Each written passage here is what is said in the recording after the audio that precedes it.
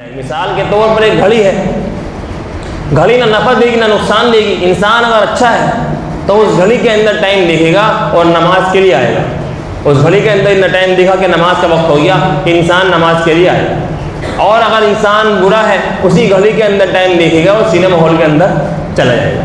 اس لیے میرے محترم بزرگوں، کوئی چیز نفع نقصان نہیں، یعنی انسان کی اپنی فطرت ہے کہ انسان کسی بھی چیز کو کس طریقے پر استعمال کرتا ہے۔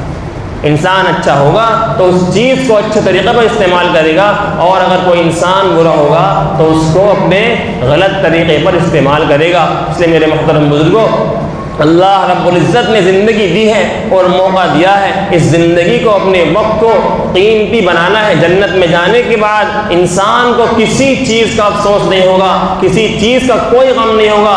اگر افسوس اور غم ہوگا، انسان کو پچھتاوا ہوگا تو صرف اس چیز کا ہوگا کہ کاش میں دنیا کے اندر جو میں نے اپنا وقت چوکلے بیٹھ کر جو میں نے اپنا وقت ضائع کیا ہے، اور دکانوں پہ بیٹھ کر جو میں نے اپنا وقت ضائع کیا ہے، اور فون کے اندر ویڈیو گیم کے اندر جو میں نے اپنا وقت ضائع کیا ہے، کاش میں اس وقت کو اپنے ضائع کرنے سے بچا لیتا، کاش میں اس وقت کو اللہ کے ذکر کے اندر لگا لیتا، کاش میں اس وقت کو قیمتی بنا لیتا، تو آج مجھے اور زیادہ نعمتیں ملتی۔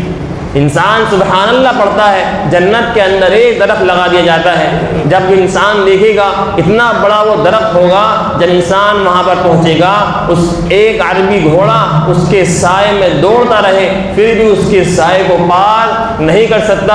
اتنا بڑا درخت جنت کے اندر اللہ رب العزت عطا فرمائیں گے ایک مرتبہ سبحان اللہ پڑھنے پر۔ تب انسان افسوس کرے گا کہ کاش میں نے اتنا سارا وقت وہاں پر ضائع کیا، اتنا وقت اپنے دوستوں کے اندر لگایا، کاش میں اللہ کے ذکر کے اندر اپنے وقت کو لگا لیتا۔ حدیث شریف کے اندر آتا ہے کہ شیطان انسان کے دل پر سون لگائے بیٹھا رہتا ہے۔ جب انسان کو دیکھتا ہے کہ اللہ کے ذکر سے غافل ہے، جب شیطان دیکھتا ہے کہ اس کا دھیان اللہ کی طرف سے ہٹ گیا ہے، تو اپنی سون کے ذریعے سے انسان کے دل کے اندر وسوسے ڈالنا شروع کر دیتا ہے۔ جب انسان کو دیکھتا ہے کہ اللہ کے ذکر کے اندر مشغول ہے تو شیطان پھر ذلیل ہو کر ذلت کے ساتھ پیچھے ہٹ جاتا ہے۔ ایک بزرگ کا واقعہ ہے، ایک بزرگ نے اللہ رب العزت سے دعا فرمائی کہ اللہ، شیطان انسان کے دل کے اندر کس طریقے پر وسوسہ ڈالتا ہے، آپ ذرا مجھے دکھا دیجئے۔ ان بزرگ نے خواب کے اندر دیکھا کہ شیطان انسان کے بائیں طرف اور دل کے الٹی طرف سون جس طرح ہوتا ہے نا، مچھر اپنی ڈنگ لگا کر بیٹھا رہتا ہے، اسی طرف بائیں طرف مونڈے کے پیچھے دل کے اوپر ڈنگ لگا کر بیٹھا رہتا ہے۔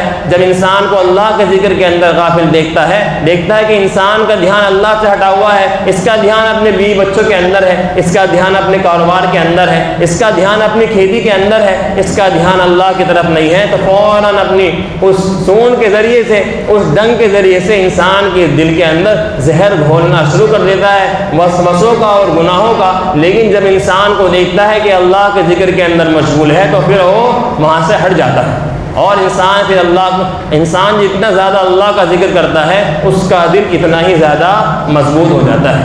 اللہ رب العزت ہم سب کو اپنے وقت کو ضائع کرنے سے بچائے، اللہ ہمارے وقت کی حفاظت فرمائے اور ہم سب کو ذکر کرنے کی توفیق عطا فرمائے۔ وآخر دعوانا الحمدللہ رب العالمین۔